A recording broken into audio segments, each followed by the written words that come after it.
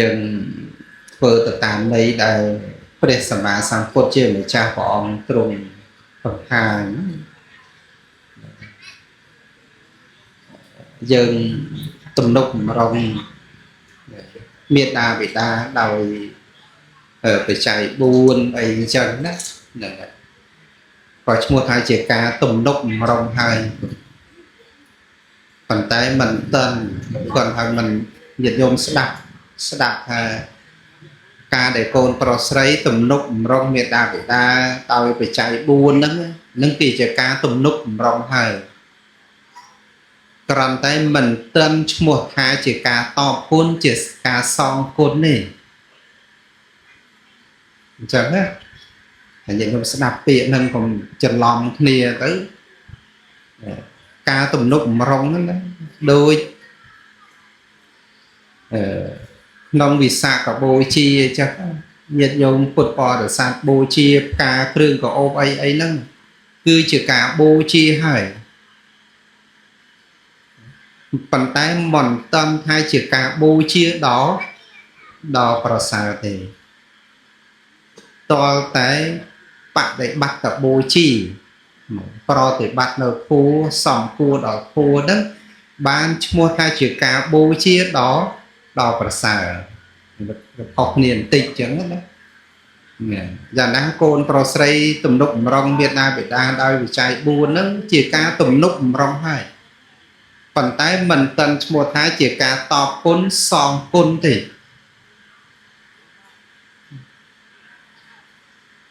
អ្វីទៅជាគុណធម៌ពេលដែលគាត់រវល់ចិញ្ចឹមកូនចិញ្ចឹមយើងហ្នឹងគុណធម៌របស់គាត់មិនចម្រើនអញ្ចឹងវាតតែឲ្យមេត្តាបិតានេះចម្រើនទៅដោយគុណធម៌វិញបានវាស្មើគ្នាបានឈ្មោះថាជាការតបគុណបានឈ្មោះថាជាការសងគុណមានដូចនៅក្នុងតេកណាវិភាំកសោតតែព្រះសម្មាសម្ពុទ្ធព្រះអង្គទ្រង់សម្ដែងបេដកលេខ28ហ្នឹងព្រះអង្គសម្ដែងថាយើងអាស្រ័យនៅបុគ្គលណាហើយបានដល់នៅពុទ្ធពធប្រសង្ឃជាទីពឹងទីរលឹកមិនបំរើហ្នឹងការដែលយើងបូជាបុគ្គលនោះដោយបច្ច័យ4ហ្នឹងព្រះអង្គព្រៀបទៅដល់ព្រហ្មលោកក៏ដោយវាអត់ស្មើទេណាព្រោះអីព្រោះគុណធម៌ហ្នឹងណាគុណធម៌យើងមិនអាចយកអមិស័កមកបូជាហ្នឹងឲ្យស្មើនឹងតម្លៃនៃគុណធម៌បានទេអញ្ចឹងយ៉ាងណាមេត្តាបិតាដែលព្រះអង្គសម្ដែងថានេះមេត្តាបិតាមិនតាន់មានសទ្ធាមិនតាន់មានគុណគឺសទ្ធាហ្នឹងឯងវគាត់ឲ្យមានសទ្ធាកាន់យកសទ្ធាក្នុងពុទ្ធសាសនាហ្នឹងឯងមិនទាន់មានសិលសទ្ធាសម្បទាសីលសម្បទាចាគៈសម្បទាសម្បទាប្រែតែដល់ព្រមដោយសទ្ធាដល់ព្រមដោយសិលដល់ព្រមដោយចាគៈបរិច្ចាដល់ព្រមដោយបញ្ញា4ហ្នឹងបានថាគុណធម៌ឲ្យគាត់ចម្រើនទៅដោយគុណធម៌បានព្រះអង្គសម្ដែងថាជាការតកតាំងវិ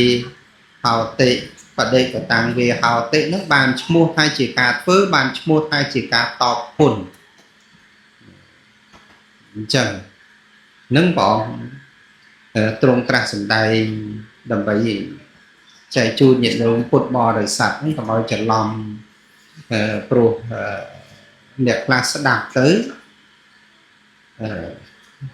គិតថាมันមានបច្ច័យ4អីនៅក្នុងនឹងណាឲ្យមេត្តាបិតានឹងសบายចិត្តចង់ទៅណាជូនមេត្តាបិតាទៅអីអញ្ចឹងអានឹងជាការធ្វើហើយ គ្រាន់តែមិនទាន់ឈ្មោះថាជាការតបគុណប៉ុណ្ណឹងតែយើងយល់ពីការតបគុណដោយគុណធម៌នេះ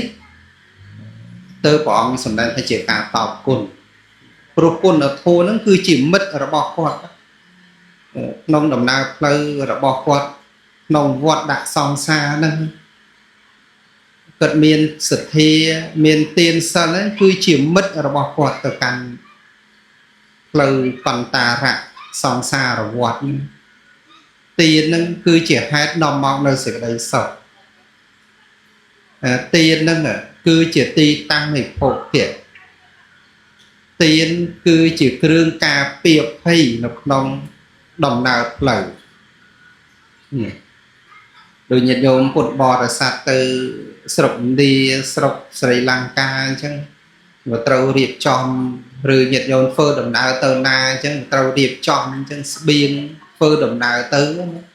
យ៉ាងណាទានសិលហ្នឹងគឺជាស្បៀងរបស់គាត់ក្នុងដំណើរផ្លូវរបស់គាត់ហ្នឹងយើងអត់អាចរួមដំណើរជាមួយគាត់បានទេមានតែបុណ្យកុសលប៉ុណ្ណោះរួមដំណើរជាមួយគាត់ឆ្លងកាត់វត្តដាក់សង្សារហើយដែលព្រះអង្គសម្ដែងពីសទ្ធាសម្បទាសីលសម្បទាចាគៈសម្បទាបញ្ញាសម្បទានេះគឺព្រះអង្គសម្ដែងទាំងលោកយៈទាំងលោកតរៈទៀតមិនមែននៅត្រង់តែលោកយៈនឹងទេព្រះអត្តកថាលោកបញ្យលសទ្ធានៅក្នុងលោកតរៈភូក៏មានសិលជាឧបនិស្ស័យពីលោកយៈរហូតឲ្យមេត្តាបិតានឹងឯងបានទៅជាព្រះអរិយបុគ្គលអាស្រ័យសទ្ធាជាលោកយៈនឹងនាំឲ្យបាននៅសទ្ធាជាលោកតរៈសិលជាលោកយៈជាទីអាស្រ័យដល់សិលជាលោកតរៈមគ្គចេតនាមគ្គចាគៈនឹងការលះបង់នឹងទៅជាមគ្គចេតនាមគ្គជាលោកតរៈបញ្ញាលោកយៈនឹងជាបច្ច័យឲ្យបាននៅបញ្ញាថ្នាក់លោកតរៈធូព្រះអង្គសម្ដែងភូ4នឹងទាំងលោកយៈទាំងលោកតរៈចឹងអាស្រ័យសទ្ធាសិលសុតចាគៈនិងបញ្ញាជាលោកយៈជាទីអាស្រ័យមួយដ៏មានកម្លាំងឲ្យបានសម្រេចនៅសទ្ធាសិលចាគៈបញ្ញាជាលោកតរៈធូអញ្ចឹងដែលយើងឲ្យនឹងវិញគឺជាការតបគុណមិនមែនតែនៅក្នុងលោកយៈសម្បត្តិនឹងទេណារហូតដល់បាននៅលោកតរៈសម្បត្តិនៅក្នុងជាតិណាមួយដែលពុទ្ធបរិស័ទជាកូនចៅប្រុសស្រីទាំងអស់គ្នានឹងដែលដឹកនាំមេត្តាបិតាមិនទាន់មានសទ្ធាឲ្យគាត់មានសទ្ធាហ្នឹងមិនមែនតែសទ្ធាក្នុងលោកវិជ្ជាហ្នឹងជាបច្ច័យដល់សទ្ធាជាលោកតរៈជាព្រះអរិយបុគ្គលដឹកនាំមេត្តាបិតាមិនទាន់មានសិលឲ្យមានសិលហ្នឹងមិនមែនតែសិលលោកវិជ្ជាណាសិលជាបច្ច័យដល់សិលលោកតរៈទៀតណាមេត្តាបិតាមិនទាន់ចេះបរិច្ចាគទានឲ្យមេត្តាបិតាចេះបរិច្ចាគទានមិនមែនត្រឹមតែចេតនានៅក្នុងលោកយៈទេណានៅក្នុងចេតនានៅក្នុងលោកតរៈទៀតមគ្គចេតនាទៀតបញ្ញាការចេះដឹងនៅក្នុងលោកយៈហ្នឹងមិនប៉ុណ្ណឹងទេជាបច្ច័យដល់បញ្ញាលោកតរៈឲ្យគាត់រួចផុតពីទុក្ខទាំងពួងបានណាក្នុងខ្លឹមសារនៃពពួនហើយក្នុងសេចក្តីមួយដែលយើងបានរំលឹកនៅក្នុងថ្ងៃវិសាខបូជាទាក់ទងនឹងការត្រាស់ដឹងរបស់ព្រះសម្មាសម្ពុទ្ធជាម្ចាស់អញ្ចឹងយើងបានស្ដាប់មកហើយក្នុងពធូការត្រាស់ដឹងរបស់ព្រះសម្មាសម្ពុទ្ធនឹងប្រៀបដូចជាក្រកខ្សាច់ក្នុងទន្លេកុងគីវាច្រើនរាប់មិនអស់តែសត្វលោកយើងនៅតែជាប់ជំពាក់នៅតែត្រេកអរជាមួយនឹងវត្តដាក់នេះដោយសេចក្តី ដោយអីដោយមិនបានប្រតិបត្តិនៅធម៌ណាព្រះពុទ្ធព្រះអង្គត្រាស់ដឹងច្រើនមកប៉ុណ្ណាហើយតែសត្វលោកយើងហេតុអីក៏នៅតែជាប់ជំពាក់នៅក្នុងវដ្តដាក់សង្សារថាមកអំពីមិនបានប្រតិបត្តិនៅធម៌នឹងឯងណាកាលណាបើមិនបានបដិបត្តិនៅធម៌គឺសមថៈនិងវិបស្សនាទេអញ្ចឹងសត្វលោកនឹងនៅតែត្រេកអរជាមួយនឹងវត្តដាក់ជាមួយនឹងលោកនេះដដែលសំបីក្នុងអនាគតមានព្រះសម្មាសម្ពុទ្ធត្រាស់ដឹងបន្ថែមមកទៀតក៏ដោយដល់រាបណាពុទ្ធបរិស័ទយើងមិនបានបដិបត្តិនៅធម៌ណាក្នុងពុទ្ធសាសនាវាមានបរិយត្តិសទ្ធម្មបដិបត្តិសទ្ធម្មបដិវេតិសទ្ធម្មណាចឹងដល់រាបណាមិនចុះដៃមិនព្រមបដិបត្តិនៅធម៌ទេគឺសមថៈនិងវិបស្សនានឹងទេសត្វលោកនៅតែត្រេកអរនៅក្នុងโลกនេះសូម្បីពុទ្ធត្រាស់ដឹងប្រៀបដូចជាក្របខ្សាច់នៅក្នុងទន្លេកុងធានឹងក៏ដោយណាដូចជាព្រាហ្មណ៍ពីរនាក់ស្វាមីណាបានព្រាហ្មណ៍ហ្នឹងគាត់ជាប្រកដីរបស់គាត់ហ្នឹងមិនដែលបរិភោគមុនការឲ្យទានទេពេលថ្ងៃមួយហ្នឹងបានចូលនៅក្នុងសំណាញ់ញៀននៃព្រះដ៏មានវិភាកបានសំបុណ្យពីសម័យកាលនៃព្រះសម្មាសម្ពុទ្ធកស្សបៈទសពលមកបានស្ដាប់ពាក្យថាភិក្ខុហ្នឹងតើដោយហេតុដោយម្ដេចហ្នឹងណាហើយព្រាហ្មណ៍ហ្នឹងបានព្រាហ្មណ៍ជាប្រពន្ធជាភរិយារៀបចំបាយទឹកជូនដល់ព្រាហ្មណ៍ជាស្វាមីព្រាហ្មណ៍ជាស្វាមីហ្នឹងក៏អង្គុយបែរមុខមកក្នុងចឹងដូចញាតិញោមអង្គុយបែរមុខមកអញ្ចឹងមកហើយនាងភរិយាហ្នឹងក៏រៀបចង្ហាន់បែរមុខទៅផ្លូវអញ្ចឹងហើយព្រះដ៏មានពភាព្រះអង្គទ្រង់យាងមកដើម្បីទទួលបិណ្ឌបាតហ្នឹងក្នុងពធថាព្រះអង្គមិនមែនមកជាប់ជំពាក់ជាមួយនឹងរសនៃអាហារហ្នឹងទេគឺព្រះអង្គយាងមកដើម្បីអនុគ្រោះសម្ដែងពធឲ្យព្រាហ្មណ៍ពីរអ្នកស្វាមីហ្នឹងបានសម្រេចទៅជាព្រះអរិយបុគ្គលហ្នឹងហើយព្រាហ្មណ៍ជាភរិយាហ្នឹងគឺថាខ្ជិលដាំបាយម្ដងទៀតអញ្ចឹងទៅធ្វើសញ្ញាឲ្យព្រះដ៏មានវិភាកយាងទៅមុខទៀតទៅអត់តន់ចង្ហាន់នេះបួយមាត់ញាក់អញ្ជើមិនជាសញ្ញាឲ្យព្រះអង្គយាងទៅមុខទៀតព្រះអង្គអត់ទៅព្រះអង្គកវីនៅបស័យស័ក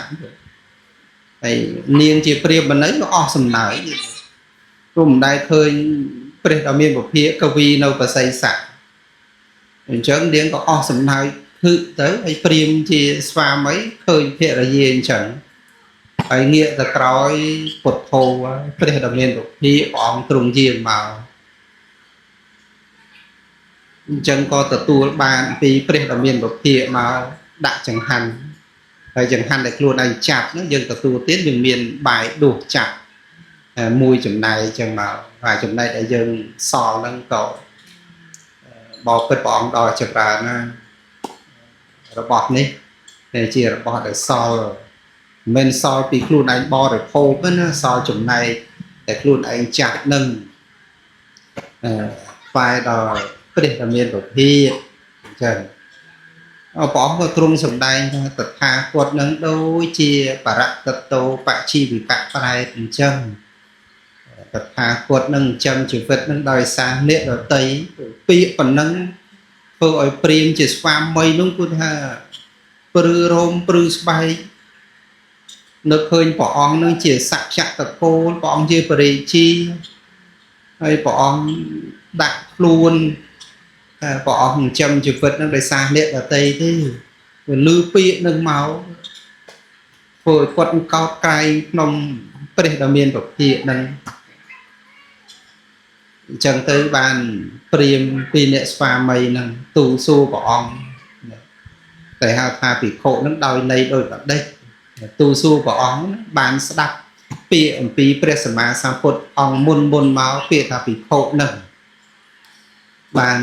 ព្រះដ៏មានពភាក៏ព្រះអង្គទ្រង់សម្ដែងនៅពធហ្នឹងភាសាប្រសោនាមរូបស្មឹងយសណដ្ឋិនមេយិតាំងអសតាចៈអ្នកសោចតិសវេភិក្ខុតិវិជ្ជតិនឹងព្រះអង្គទ្រង់សម្ដែងណាដែលហៅថាភិក្ខុនឹងដោយហេតុដូចម្ដេចនឹងព្រះអង្គសម្ដែងថាសាបសោនាមរូបស្មឹងគឺការសិក្សាដោយសពគ្រប់នៅក្នុងនាមរូបនឹងនាមរូបគឺខណ្ឌ5នាមរូបគឺអត្តភាពយើងនឹងពីចុងសក់ដល់បាតជើងពីបាតជើងដល់ចុងសក់ហ្នឹងជានាមរូបហ្នឹងហើយសិក្សាដោយសពគ្រប់ទៀតនាមរូបនឹងដោយចតុធាតុវិវត្តឋានៈដោយខណ្ឌដោយចែកដោយអាយតនៈចែកដោយធាតុចែកដោយឥន្ទ្រីចែកដោយសច្ចៈ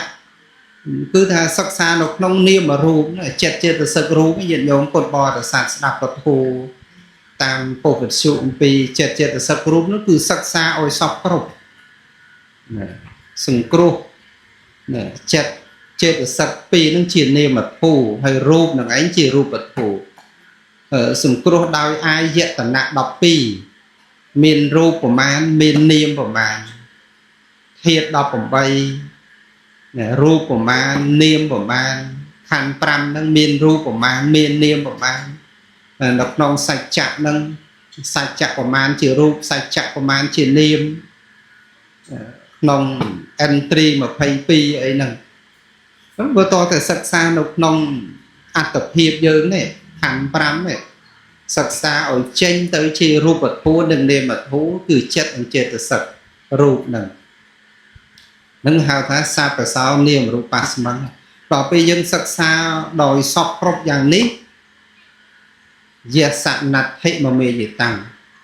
មិនមាននៅសេចក្តីប្រកាន់ហេតុអីក៏មិនមាននៅសេចក្តីប្រកាន់គឺអសតាវាអត់មានខ្លួនឯងនៅក្នុងនឹងអត់មានបរោះស្ត្រីក៏ពោះបាបចិត្តអីនៅក្នុងរូបវេទនាសញ្ញាសង្ខារវិញ្ញាណនឹងទេវាអត់មានបរោះស្ត្រីនៅក្នុងភ្នែកតិចចំោះអណ្ដាតកាយចិត្តនឹងទេវាមានតែរូបធម៌ហើយនឹងនាមធម៌ប៉ុណ្ណោះណាអញ្ចឹងវាអត់មានសេចក្តីប្រកាន់ថាខ្លួនឯងនឹងអត់មានដល់ពេលខ្លួនឯងនឹងក៏អត់មានទៅជាអ្នកសោចតិមិនមាននៅសេចក្តីសោឃើញណាតែសេចក្តីសោកើតមានព្រោះសេចក្តីស្រឡាញ់ព្រោះការជាប់ជំពាក់ញាតិញោមគិតមើលហើយយើងសោកសឹកសួលតុកតោបំណោះសេចក្តីយើងទាំងអស់ចិត្តហ្នឹងមកពីយើងជាប់ជំពាក់យើងស្រឡាញ់តើបើយើងអត់ស្រឡាញ់យើងអត់ជាប់ជំពាក់វាអត់មាននៅសេចក្តីសោកទេសេចក្តីសោកកើតពីសេចក្តីស្រឡាញ់ញាតិញោមចាំប្រធូប្រាប់ឲ្យទៅស្រឡាញ់ប៉ុណ្ណាទុកប៉ុណ្ណឹងញាតិញោមហ្នឹងស្រឡាញ់ដោយលោភៈហ្នឹងណាស្រឡាញ់ដោយមេត្តាអីសាវេភិក្ខុទេវជតិនឹងឯងហៅថាជាភិក្ខុដែលហៅថាភិក្ខុហ្នឹងដោយហេតុប៉ុណ្ណឹងដោយហេតុថាទី1សិក្សាឲ្យសពគ្រប់អំពីនាមរូបហ្នឹងដល់ពេលសិក្សាដោយសពគ្រប់ហើយមិនមាននៅសេចក្តីប្រកាន់ក្នុងរបស់ដែលមិនមានហើយក៏មិនមាននៅសេចក្តីសោនឹងឯងហៅថាជាភិក្ខុធ្វើឲ្យព្រាហ្មណ៍ជាស្វាមីក៏តាំងនៅក្នុងអនាគាមិផលសម្រាប់ជាព្រះអរិយបុគ្គលថ្នាក់ទី3អស្ចារ្យណាអញ្ចឹងបានថាតេតោនឹងការប្រតិបត្តិនៅក្នុងសមថៈនិងវិបស្សនានៅហើយដល់រាមណាមិនបានប្រតិបត្តិធัวទេពុទ្ធត្រាស់ដឹងច្រើនជាងក្របខ្សាច់ក្នុងទលេកងគាទៅទៀតក៏ដោយក៏សត្វលោកនៅតែជាប់ជំពាក់ នៅតែត្រេកអរនៅក្នុងโลกនេះដដែលព្រោះមិនបានប្រតិបត្តិនៅធម៌ប៉ុន្តែសូមអនុមោទនីអញ្ចឹងការសំដែងនៅពធណាចូលរួមបានជាធម្មទាននៅក្នុងពិធីបុណ្យ